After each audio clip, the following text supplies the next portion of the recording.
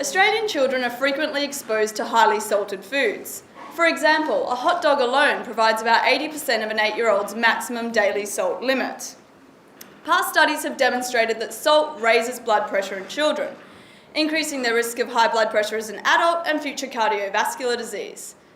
Currently in Australia, we do not have an accurate measure of salt intake in children.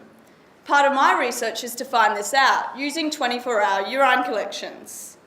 Because all of the salt we consume each day we excrete in our urine, this is considered the most accurate measure of salt intake. This is a picture of some of my first participants to complete the study. This was taken after the 24-hour urine collection, and I'll hope you will notice that although a little nervously, they're all still smiling.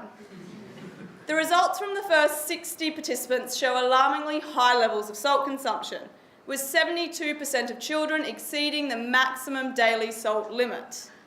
This raises the question, where is all this salt coming from, and how could we potentially lower salt intake? Using data from a large nationally representative sample of Australian children, I've found the major sources of salt to be bread, breakfast cereals, cheese, processed meats and savoury sauces. As a strategy to lower salt intake, I've used dietary modelling to examine the effect of applying salt content targets to Australian foods. Basically, a salt content target means there is a limit on the amount of salt permitted in manufactured foods. I've found that the application of salt content targets to Australian foods would lower salt intake in children by up to 20%. I've also looked at the relationship between salt intake and another cardiovascular risk factor, obesity. You may think, salt isn't like fat or sugar, it doesn't provide calories. How can it be related to obesity? The mechanism behind this relationship lies in the homeostatic trigger of thirst in response to the ingestion of dietary salt.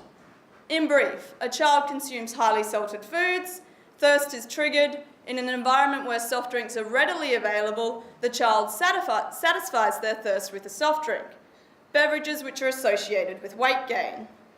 My findings confirm this hypothesis, indicating that salt intake is positively associated with soft drink consumption in Australian children, therefore increasing their risk of obesity. In summary, these novel findings indicate that salt reduction strategies may play a role in the management of childhood obesity.